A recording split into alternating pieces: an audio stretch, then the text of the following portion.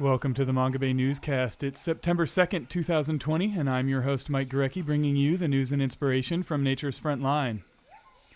Today we take a look at how women are leading the charge to protect the Amazon rainforest, the largest rainforest in the world. Manga Bay has published a number of stories lately focused on successful Amazonian conservation initiatives led by women, and we wanted to highlight some of those stories on the podcast today. Joining us is Manga Bay contributor Sarah Sachs, who recently wrote about the Women Warriors of the Forest, an all-female indigenous group that's employing new tactics and building new alliances to protect the forests they call home. Sachs joins us to discuss the Women Warriors and some of her other recent reporting that has centered women conservation leaders. We're also joined by Dulos Armenteras, who was the subject of a recent profile published on Manga Bay. Armenteras is known as a pioneer in the use of remote sensing to monitor forests and biodiversity, and has been named one of the most influential scientists studying forest fires. We discuss her work, the discrimination she's faced as a woman scientist, and how she's supporting the next generation of women scientists to help them overcome gender bias in their field. The Women Warriors of the Forest are members of the Indigenous Guajajara people who organize themselves to patrol the Cadu Indigenous territory, which contains some of the last intact forests in the state of Maranhão in northeastern Brazil. Protecting intact forests like these is widely seen as one of the most effective solutions to halting global climate change. And indigenous-led patrols are credited with helping to enforce protections and prevent illegal logging. Here's Sarah Sachs on how the Women Warriors of the Forest got their start. The Cadu Indigenous Territory, similar to a lot of indigenous territories in Brazil, or similar to a lot of the peoples that live in those territories, had formed a forest guardians patrol, which essentially is becoming more and more common and is, a group of local indigenous people, often men, who will use drones and use GPS tracking devices to monitor their territories, often in collaboration with local forest agencies or the local rangers who are actually able to pursue these things legally. And so that cropped up in the Cadu Indigenous Territory. I'm not entirely sure when. I think it was around 2010. And somewhat similar, but took a little bit more time, they also developed a kind of offshoot group for the women. And as far as I understand it, the women kind of said, okay, yeah, we can deal with like health and we can deal with children's development and all of these things that you've pushed upon us. But we can also go and patrol our territory, and we can learn to use drones, and we can carry, an 80-pound backpack through the forest.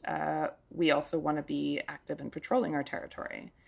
And so they kind of took this idea that had been given to them and ultimately created their own association of women. And then from that association, kind of disconnected everything and said, okay, this association is going to be the core of everything we do. This was in 2014. And then starting in 2014, they kind of slowly started to garner support for this and then started to work with other organizations and other peoples and other NGOs to kind of build out their own idea of how they should be approaching this issue. And in the Cadu Indigenous Territory, kind of around 2016, there were a lot of invasions and a lot of internal and external conflicts around logging in the territory. And so they really came in and helped settle things, helped talk to their neighbors, helped talk to the other communities that live in the territory, and really kind of solidified this movement against logging. And so that was kind of their role. So 2014 they started, 2016 they really stepped up, I would say, as leaders. And now they're seen, as far as we know from our interviews and from our conversations, they're really seen as equal partners in helping to protect the territory. In explaining the success of the Women Warriors of the Forest and how they came to be the focus of her reporting, Sachs said that their story ties together two important themes. On the one hand, women have always been contributing as much, if not more, to Amazon conservation. And I think there's definitely an issue that I see largely with the media, and especially perhaps the media in the United States, of needing to really have that person at the forefront where you can say this person is protecting the Amazon. It's like Greta Thunberg is advocating for climate change. She totally is, and like everybody else, I think what she's doing is incredible, but there's also hundreds of thousands of other school kids around the world that are doing their part just as much. And I think with Amazon conservation, there's something similar going on where, women and women's labor has always largely been invisible for multiple reasons that I'll try to unpack. But their labor has always been invisible. So I'd point out or start off by saying they have, in my mind, always been at the forefront of Amazon conservation, being the ones that hold their communities together, being the ones that, manage their families, which is often, especially in Indigenous communities, the core of the community. They're the ones providing the men the ability to go off and speak at UN conferences. There's so much invisible labor that goes on behind the scenes. What I wanted to highlight with the women warriors case is this kind of incredible group of women that are coming together to fight alongside their husbands and colleagues in order to conserve their own territory, and are doing it in a way that's both very similar to what their kind of male colleagues are doing, but also doing it in ways that are dissimilar and new and innovative and, quite frankly, a lot more effective. One of the core things that I see and a core strength of women leadership is often the ability to really collaborate and to reach across boundaries, be them different nations, be them different geographic areas. And so in this case, the women warriors, obviously they patrol the territory similar to their male colleagues. They definitely do it less, and they probably do it less intensely. They don't have driver's licenses. They can't necessarily access a lot of the tools, perhaps, that the men can, but they're doing things that are really unique in that they're creating these state collaborations with different Indigenous groups and with non-Indigenous groups. They're bringing all these women together to really talk about what's worked, what hasn't worked, how can we work together. They're talking a lot more with their neighbors who they don't see as the problem, but they see as part of the solution. They're teaching them about the ways of the Guajajara. They're teaching them about their own cosmologies. There's a lot of sharing. There's a lot of collaboration that's going on. And so they are at the forefront, but they're at the forefront in a way that is more difficult to describe in a feature. It's not a feature that a lot of magazines will choose to run because it's not as, quote unquote sexy. It's not as, even writing this article, we asked the woman, who is your leader? Take us to your leader. And they were like, we don't have a leader. We're a group of a couple dozen women. We make all of our decisions collectively. So basically these women just have such a different way of functioning. Essentially, the power of these women was their collaboration and was their group. And that was both really incredible to report on, to just feel that solidarity that comes out of them being like, we don't have a leader, this is our group, we make these decisions together.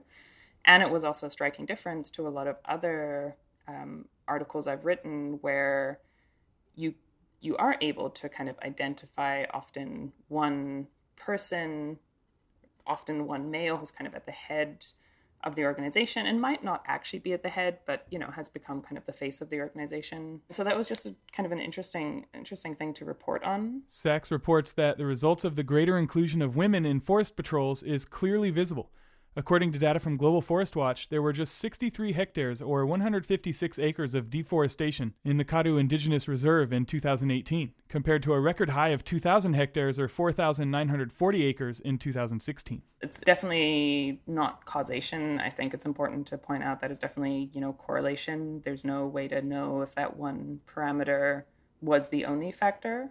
I'm sure there's multiple factors, and I'm sure probably if you looked or like next year, and we have the data on this year, due to government regulations, it could have all gone up. So that's all to say, there's definitely a correlation between the time at which the women started becoming active and like really active in their communities and the amount of illegal incursions. And some of this you can garner from Global Forest Watch and all of these remote sensing satellites. And a lot of it is also just anecdotal from the organizations that work in the territory, from the communities themselves, from their own sense of what is going on. Sachs sees parallels to how these women have responded to the crisis of deforestation on their traditional lands and how women leaders have responded to other crises going on around the world. I think it's kind of pointless to be like, this is what men do, this is what women do. But all these interesting studies that are now coming up about women-led countries and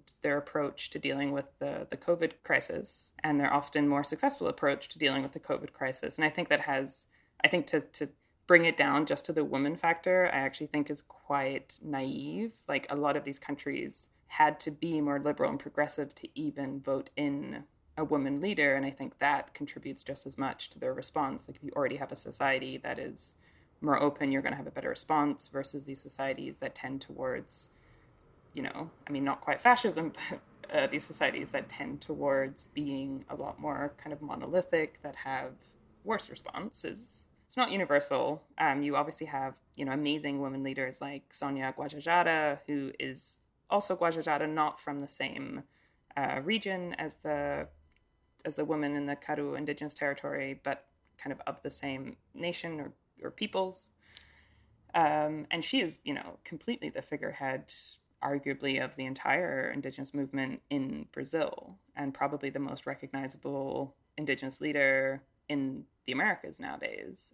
And she's obviously a woman, so it's not, it's never a black and white separation. But I did find that quite remarkable, and I think there's a lot of lessons to learn and unpack about what it means for movements to really have these kind of collaborative, consensus-based organizations that don't have figureheads.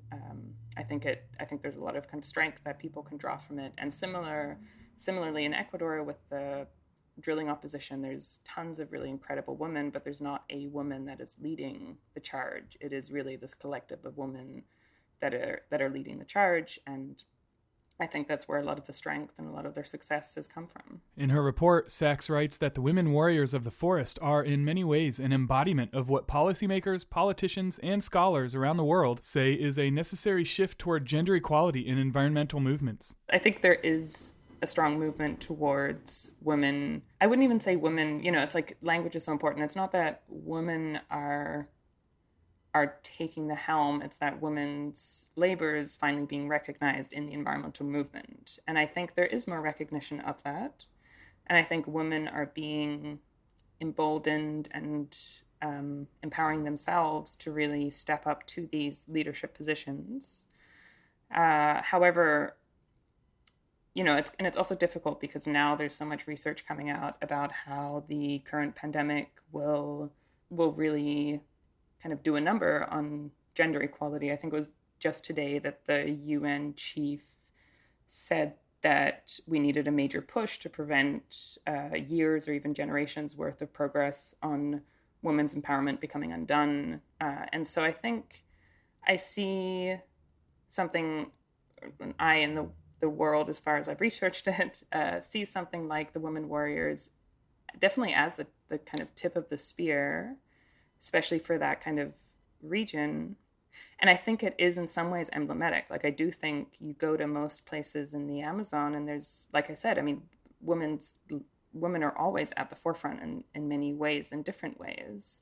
They're just not necessarily as visible. And so I also think, and I think my second point from way back when, I also think there's the gender equality and the focus on gender equality and women being at the forefront of forest conservation also can't be separated from gender equality in the countries that are doing the kind of reporting that I'm doing. It's not coincidental that there was a female editor who had a lot of support from within her organization that was the one that reached out to me and asked for this kind of a story. There's tons of research that shows the more women editors you have, the more women you have the more women you have in positions of power, the more likely you are to not only have more female staff, but also the more likely you are to run stories about women's issues and run them in ways that don't make them just about women's issues, but make them issues that just affect everybody. And so I think the kind of tip of the spear is both the women in the Amazon that are doing this kind of work, but also it's important to recognize they've always been doing this. And the other tip of the spear is the fact that there is more gender equality in the newsroom. And so that is also allowing for these kind of stories to come up.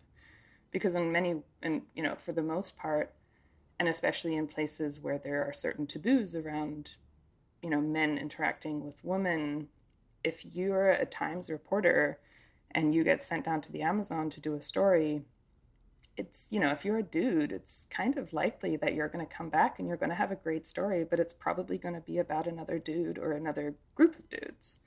And so, there's very few women that I see in the field that really go and do these kind of more, be it in war reporting, be it in environmental journalism, which increasingly is kind of becoming as dangerous. Often, it's very rare to see women in the field really doing this work. But if there were more of them, we would probably also have more stories about these women warriors who have always been doing this work, but just have never kind of gotten into the spotlight. So I think it's really difficult to kind of say that the women warriors are at the pinnacle without acknowledging that pinnacle is only visible because of the work of more women journalists in Brazil and in the States and kind of worldwide. The women warriors of the forest aren't the only environmental leaders Sachs has written about this year. She also wrote about an indigenous women's movement fighting the oil industry in the Ecuadorian Amazon for Bustle magazine. Let's see, that I published about, 8 months ago or so.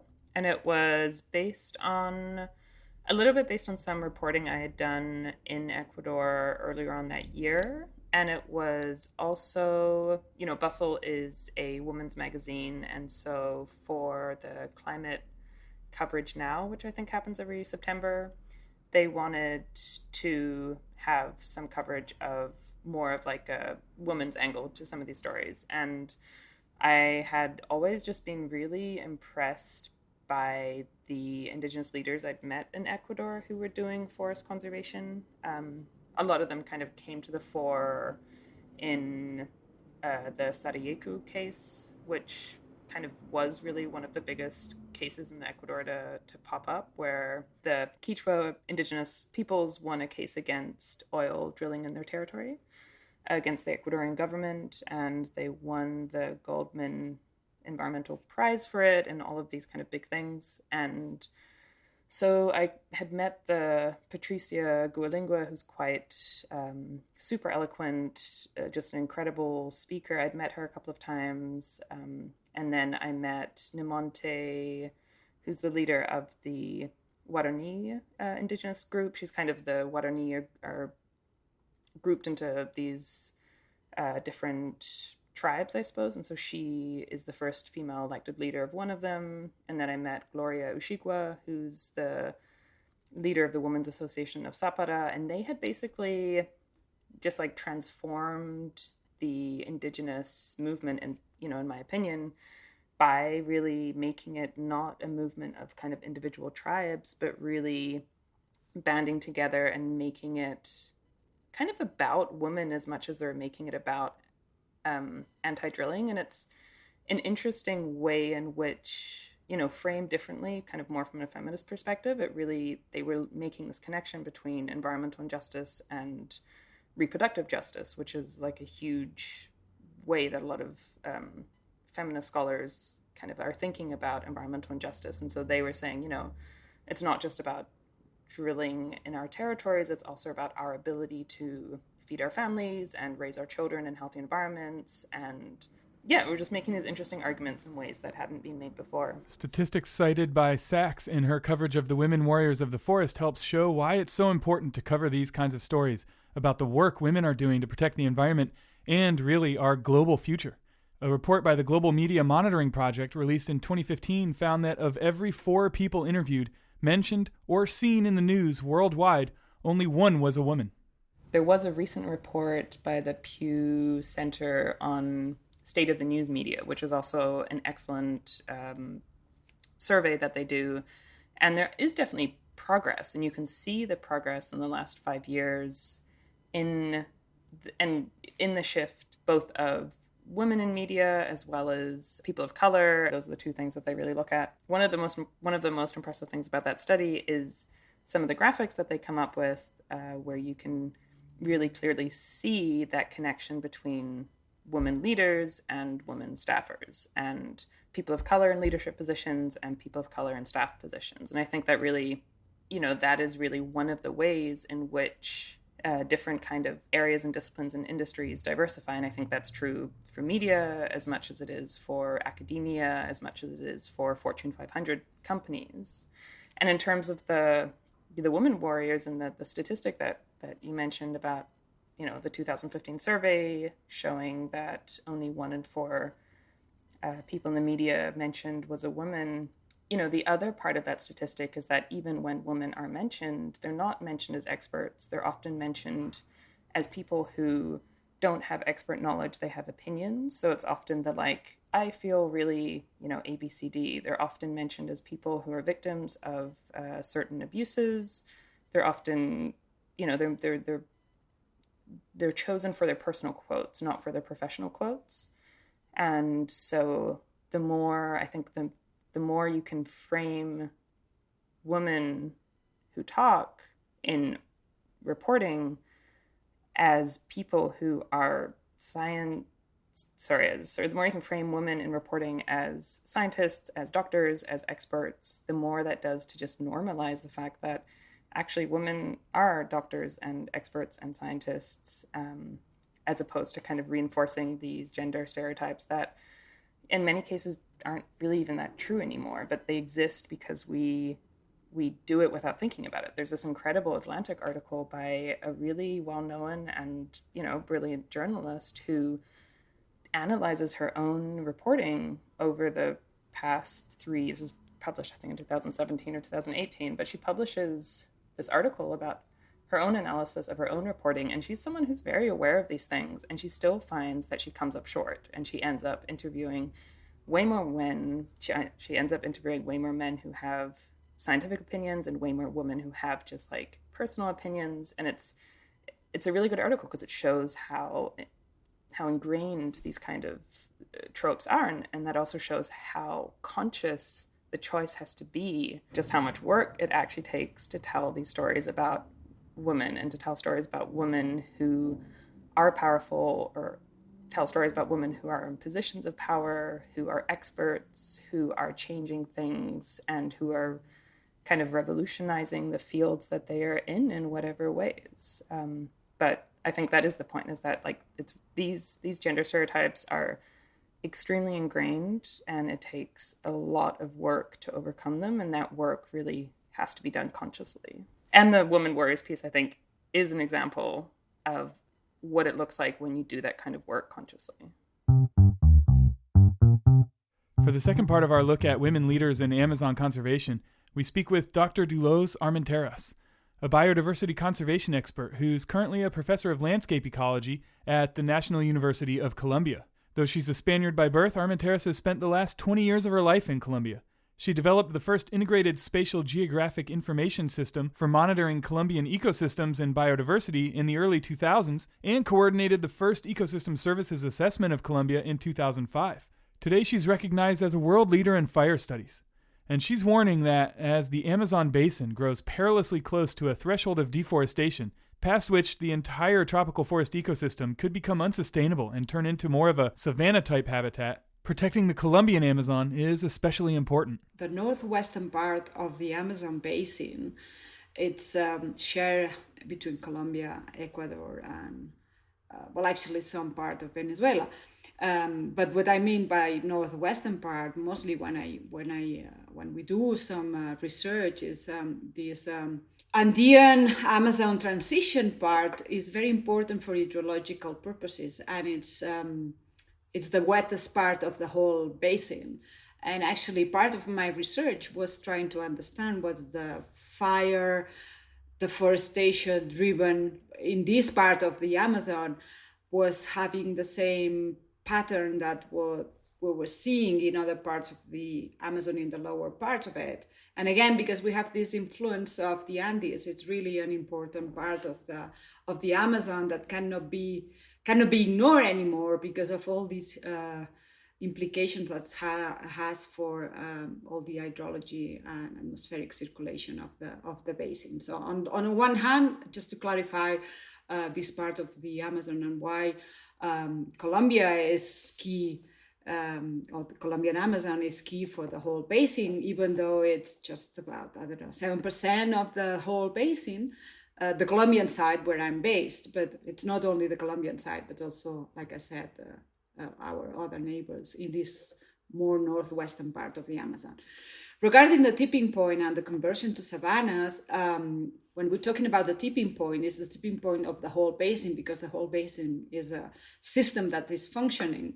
And some authors have proposed that 20% of the basin deforested would already imply a tipping point that it will be not possible to return to the functioning, and most forests will be driven to a more savanna transition.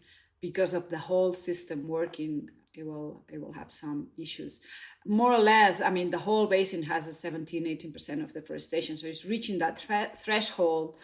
That threshold, if climate change wouldn't exist, it would be around 40%. But since climate change exists, and climate change is making all the basin more susceptible to droughts, and then the fires are more intense, then that threshold was pushed to 20%. So that's for the whole basin. It doesn't mean that Colombia has the 20% of its Amazon deforested, but again, because of the key role that the Colombian Amazon has in the whole circulation, because it's a bridge with the Andes. It's one of the connectivity areas of the Andes with the Amazon. The biogeographical importance of it is so key, as well as other parts, like I said, the Ecuador as well. Equatorial Amazon is smaller than the Colombian, but it's also key for this part of this functioning of this system. Armenteras says that the roots of deforestation in Colombia are deeply entwined with the country's social and political history, which has led to extreme inequality in land tenure. Colombia has the greatest inequality of land ownership after Brazil. But deforestation levels in the Colombian Amazon are not as high as elsewhere. Currently, 2018-19 data, Colombia still has almost 90% of the Amazonian forest, and the rest is secondary vegetation, around 8% pastures and other types of land cover. So Colombia is not that close to the 17%, but it's already 10%, 11% of the area deforested. However, the worrying thing is that whilst in Brazil had a decline in deforestation rate for a while, and now it's increasing again since the last 3 or 4 years, Colombia has been very high, and deforestation in the Amazon is 80% of the whole deforestation of the whole country is being undertaken in the Amazon. So it is an important rate what's going on. So as a total, we are 11% deforested of our Amazon, but the worrying thing is that the speed, even though they say that it has reduced, still we're talking about 200,000 hectares or more per year in the Amazon being deforested, which is a lot. Obviously, I mean, we have 50 million hectares in the Amazon. So of those 50 million hectares of, 43, 44 are still forests. 43, not more than 43, because a lot of forests are fragmented. So, and then there's a matter of connectivity and intactness of forests. There was a study we did modeling scenarios of what was going to happen, and if business as usual carries on in our Amazon, but in 2030, so in less than 10 years, the northern part of our Amazon will be disconnected from the southern part, and many of the protected areas will also be heavily threatened and heavily affected by deforestation and fires. So this is also something of our contribution. So we cannot do something about monitoring the whole thing, but that's what we've already shown that's going to happen. Conversion to pasture land and use of fire to clear forested land are two of the chief threats to the Colombian Amazon that must be halted, Armenteras says. But amazingly, when she first started studying fires in the Colombian Amazon, she was told she was wasting her time. Colombia is a complex country that has and still has many problems. The war and the conflict that has been hitting this country for decades makes this country a very complex one, on the one hand. On the other hand, I arrived to Colombia 22 years ago. So you can imagine, I mean, you've seen many movements of women scientists nowadays, these last few years, but you can imagine women scientists well prepared arriving to a country in Latin America 22 years ago and starting to work on these issues and having to face the underestimation of the work. First, because you are a foreigner. Second, because you're a woman. Third, because they were prioritizing other aspects of problems, if you might say. In any case, about 25 years ago, there was some movement in the environmental sector in Colombia, and there was a creation of many institutions and regulations regarding biodiversity and regarding the monitoring of forests and the monitoring of natural resources. So whether that was that's not an excuse, but what I mean is that it took the country many years to start having monitoring programs. And actually, Colombia until 2010, so less than 10 years ago, didn't even had a deforestation monitoring program. So I'm talking to you, I'm saying that, I started many years ago doing satellite monitoring, tracking deforestation patterns first, measuring rates. There was, not only myself, there's been a few others, but monitoring deforestation rates, starting to do studies, establishing the first biodiversity monitoring system using remote sensing, then one of the first databases of biodiversity and ecosystems, and all that, that kind of development in science that was not a priority started kicking off very slow because of other priorities of the country. If only 10 years ago, we started having a deforestation, just a plain deforestation monitoring system that actually started reporting deforestation rates every 5 years. And then they develop a better system, and they've invested a lot of money on that system, but they've been 10 years doing sort of the same, reaching the state of being able to provide every 6 months some deforestation data, which, it took the whole country a long time. So from the side of a researcher is starting to contribute to the discussion, to show that things can be done, to show how to do things, to publish methodologies, to do ecosystem maps, to publish methodologies of discussion on this. And actually, my first pieces of research before I moved to the university, I was in the environmental sector, was about that, was about developing methods, about showing what could be done, about bringing the best technology you could to do these kind of processes of monitoring the resources. So it took a long time. But then, whilst doing research on deforestation, which actually was my first line of research, after quantifying, after measuring, right? Because that's the first thing you do. You measure a problem, you try to quantify, you try to understand the patterns, and then you try to understand the causes, the drivers of that deforestation. So while studying deforestation, which actually I'm one of the authors of that has some more old papers on deforestation on Colombia. One of the drivers that I could find was, or that I started coming across, was fire. So I started doing the same process that I did with deforestation, which was starting to quantify fire, trying to see what were the figures, the area, how much was being affected by fires in the country, because I came across whilst doing monitoring of deforestation. So that was the first thing. And when I started doing that, it was like, fire is not important. And there were many institutions, even Amazonian institutions, that they were denying that, or they didn't want to pay focus because they had other problems. You may say it the other way. But then the evidence was starting to build up. We started to do exactly also 10 years ago, we didn't even have a forest monitoring program or deforestation monitoring program in Colombia. And we were already publishing how much area was being affected by fires in the whole country. And it's not only in the Amazon, because Colombia has problems with fires in the Caribbean. It has another type of problems in the Andes, and it has in the Orinoco, in the Savannah region, and also in the Amazon. So we started like this line of research and trying to provide some evidence using the best remote sensing information available at the moment and that we could process with the technical capacity of what we had here, because this is very important. I mean, Mike, the research that we've been doing from within the country is much more important sometimes with less resources, more down to ground, down to reality than other kinds of monitoring systems that are too far away and they're not validating the information on the ground.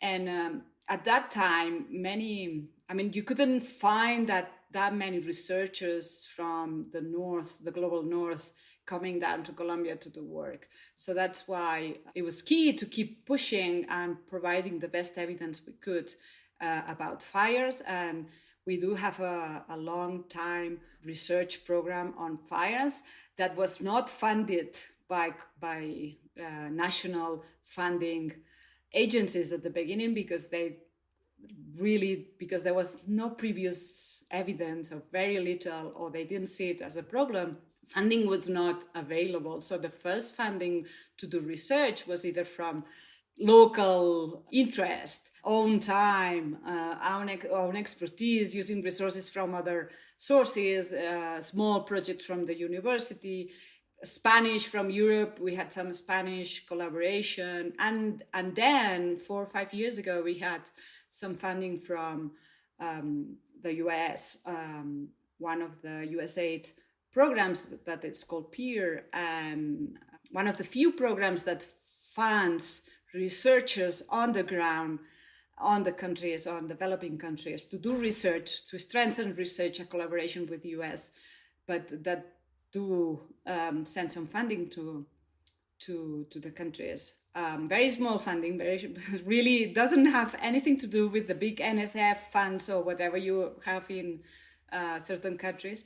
Allowed us to start doing even more research, to go on the ground, to start measuring the impact at the level of species, at the level of the soil, the degradation of forests, and I think we had this big impact because of being very persistent on building up evidence. And the result has been that now many of the institutions have realized, particularly in the last 2 years with all the Amazon fires, so a lot of interest has resulted. But again, has resulted because the problem was getting bigger.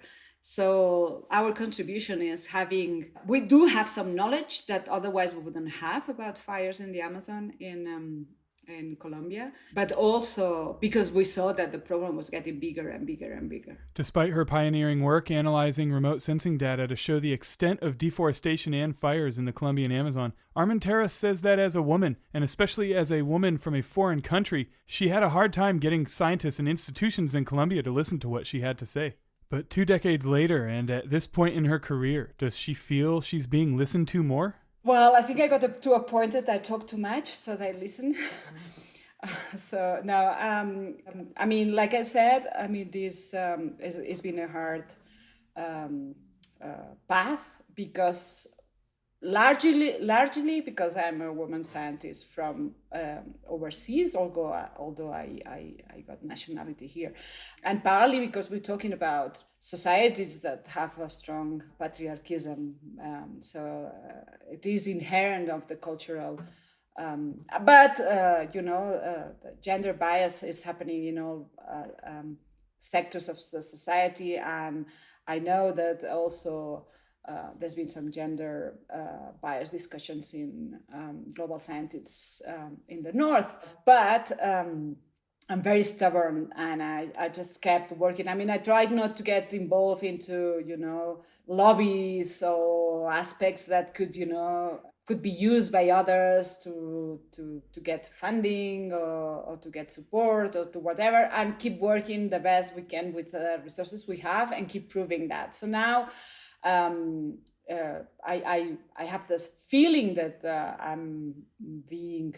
we are being more invited to certain discussions. However, there's still some background or some cancellation policies, don't pay attention to what's that because those figures are not the same that the official figures. The official institution says something. They're very scared of being independently questioned of what the institutions are doing.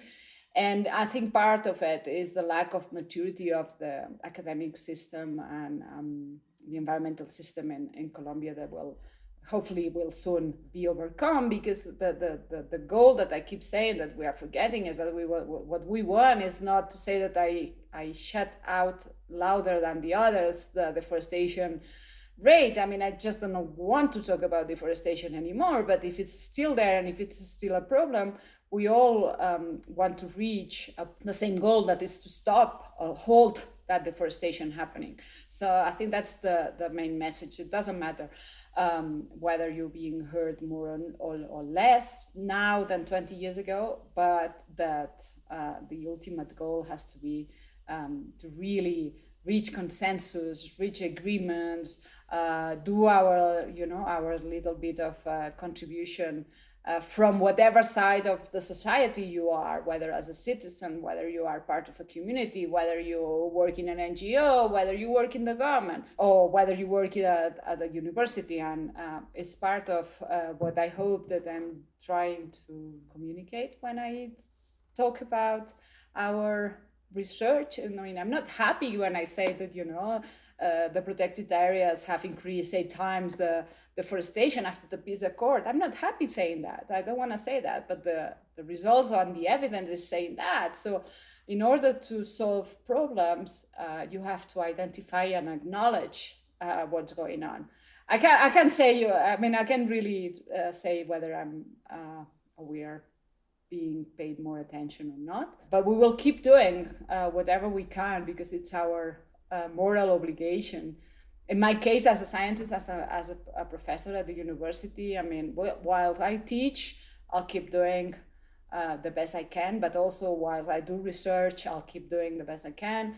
And when they invite me to talk, I'll do as much as I can to communicate the best I can about the big problem and the real goal or the real objective that we should be thinking about. There is obviously still gender bias in science. But does Armenteras think that's affecting the quality of the research being done or hampering our understanding of what's driving deforestation? I can think of several ways that gender bias affects science in general, like you're saying. But if we think about, I don't know. I mean, I can talk about my experience. My experience, like I said, 22 years ago, reaching Colombia, I already came here with a postgrad degree. I was very well trained in remote sensing, GIS, modeling. The underestimation of what the women can contribute made some delay because they didn't trust on what we were doing. That's the first thing. A delay in advancing knowledge because you don't trust. I mean, half of the scientists are women. So you have half. You could do it twice as faster, couldn't you? If you trust whatever. So that's one part, not trusting. And then the other thing is that unfortunately there is a bias in publication by women that they're more careful when they submit publications and etc. So there's some sort of like extra delay on what comes out of research by women.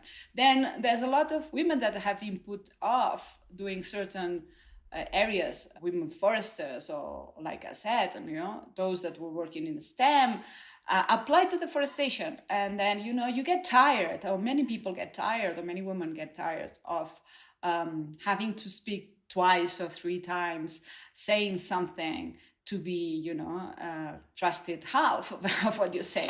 And then you have, you say, you provide some evidence 1, 2, 3, 4, 5 times, and then one male researcher publishes one thing, and then all of a sudden all the news are about that research. So that's something that is again delaying, because you are not using the whole spectrum of available research. Whether women do research in different things than men, I don't think so. I don't trust that. I think there's not a matter of gender. What kind of research do you do? What area of research you do?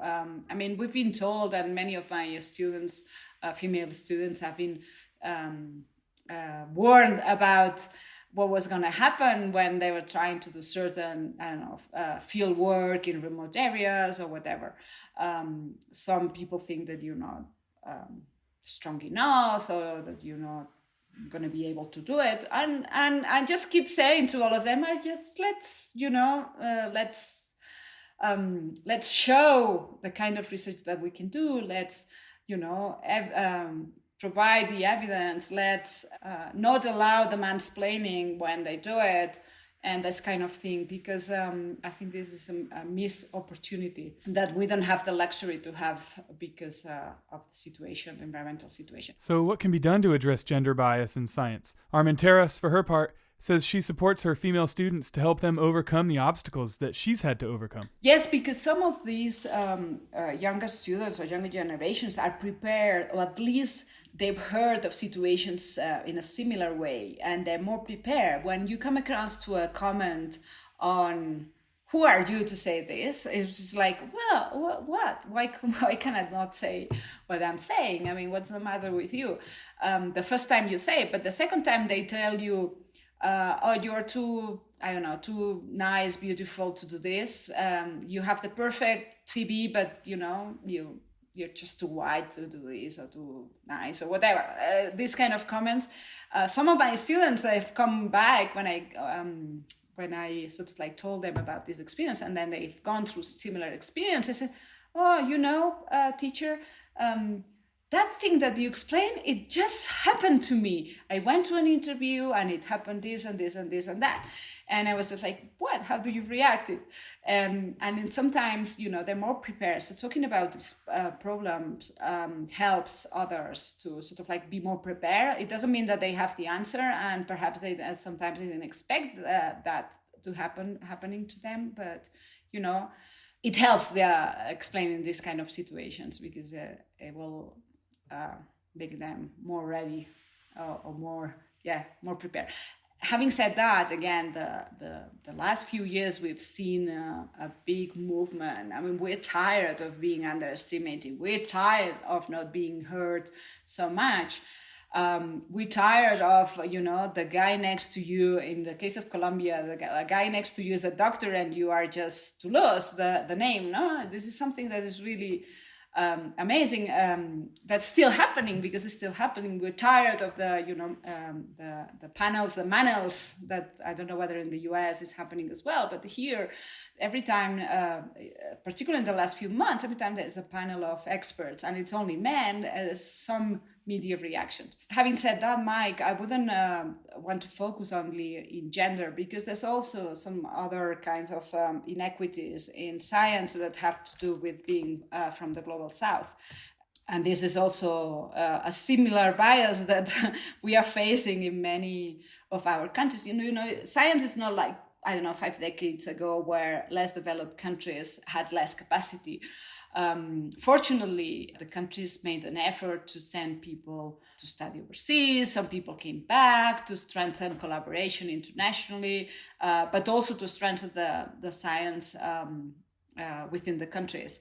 And this has made that there is every time there's more and more critical mass of scientists, local scientists, people very committed with their own countries, that have a lot of knowledge, and they're being underestimated as well from scientists from other parts of the world that, like I said, a few years ago wouldn't come to Colombia, but then they started discovering the wonders of this country, and they just come here, do some sampling, or like it's happening in other countries, do sampling, or they just want the local scientists to provide them with the data they collect with very few resources, etc. So there's a lot of other biases that it doesn't have to do only with gender. And in the case of deforestation monitoring, I can tell you every time I go to certain meetings of with all my international colleagues, at the beginning they look at you like, who are you to talk about this? And then, they start to change once they see the knowledge that you have acquired from the local perspective that you get from living in the country, not going in and out or not trying to extract the few resources that are there available. So I don't know if I'm making myself clear about this, but it's not only gender. Gender is one part of the issue, and it's a big issue with the other asymmetries that need to be addressed as well. If you enjoy the Mongabay Newscast, we ask that you please consider becoming a monthly sponsor via our Patreon page at patreon.com/Mongabay. We are a nonprofit news outlet, so just $1 or more per month would really help us offset production costs and hosting fees. Supporters at the $10 a month level also get access to our members-only insider content. So if you're a fan of our audio reports from Nature's Frontline, please head to patreon.com/Mongabay to learn more and support the Mongabay Newscast. That's patreon.com/Mongabay.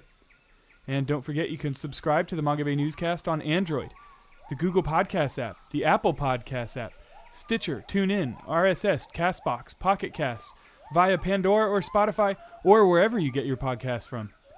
Or you can download our new app for Apple and Android devices. Just search either app store for the Mongabay Newscast app to gain fingertip access to new shows and all our previous episodes. And of course, you can read all of our news and inspiration from Nature's Frontline at mongabay.com. Or if you prefer to keep up with us on social media, follow us at facebook.com/Mongabay, or on Twitter and Instagram. Our handle is @Mongabay on both those platforms. Thanks as always for listening to the Mongabay Newscast. I'm your host, Mike Gurecki, signing off. Talk to you again in 2 weeks.